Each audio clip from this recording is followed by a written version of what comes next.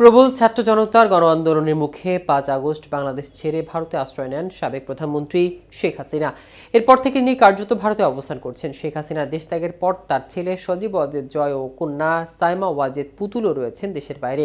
এরই মধ্যে পুতুলের একটি ভিডিও ভাইরাল হয়েছে, যা নিয়ে সোশ্যাল মিডিয়ায় চলছে তুমুল আলোচনা। কিন্তু কি সেই ভিডিও, বিস্তারিত থাকছে প্রতিবেদনের বাকি অংশে।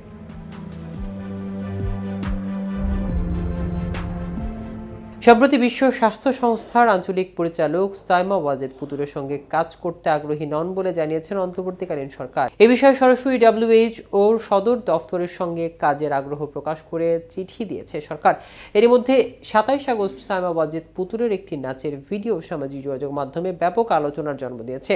বিশিষ্ট বিদেশি সাংবাদিক জুলকার নাইন সায়ের ভিডিওটি শেয়ার করে ক্যাপশনে লিখেছেন, নাচটা ঠিক পছন্দ হইল না, আপনারা যারা মানুষের পরিবারের ছবি টবি লইয়া টানেন সেসব করবেন একটু সাবধানে। প্রকাশের পর থেকে ভিডিওটি ৩,৮২,০০০ বার দেখা হয়েছে এবং ৭৩৪ বার শেয়ার হয়েছে। ভিডিওটি নিয়ে সামাজিক যোগাযোগ মাধ্যমে নানা ধরনের প্রতিক্রিয়া দেখা যাচ্ছে, যা নতুন করে রাজনৈতিক অঙ্গনে আলোচনা তৈরি করেছে। এর আগে ছাত্র জনতা গণ অভ্যুত্থানে ক্ষমতা ছেড়ে পলাতক সাবেক প্রধানমন্ত্রী শেখ হাসিনার মেয়ে সাইমা ওয়াজেদ পুতুলের সূচনা ফাউন্ডেশনের অফিসের ঠিকানার অভিযান চালিয়ে দুর্নীতি দমন কমিশন।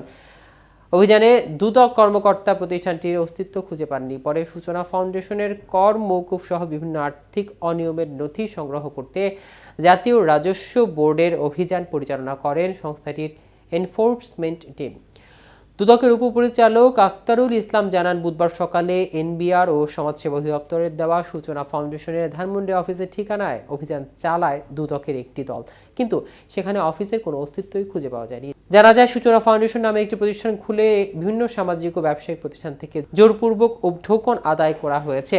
এছাড়া স্বাস্থ্য ও পরিবার পরিকল্পনা মন্ত্রণালয়ের স্বাস্থ্য বিভাগের আওতায় আর্টিস্টিক সেল ব্যবহার করে ভুয়া প্রকল্পে রাষ্ট্রের বিপুল অর্থ আত্মসাতের অভিযোগ অনুসন্ধান শুরু করেছে দুদক।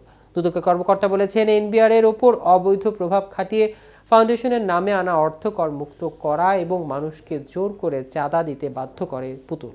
এছাড়া পুতুলকে বিশ্ব স্বাস্থ্য সংস্থার আঞ্চলিক পরিচালক পদ থেকে অপসারণের স্বাস্থ্য ও পররাষ্ট্র মন্ত্রণালয়ে চিঠি পাঠানোর সিদ্ধান্ত নিয়েছে দুদক।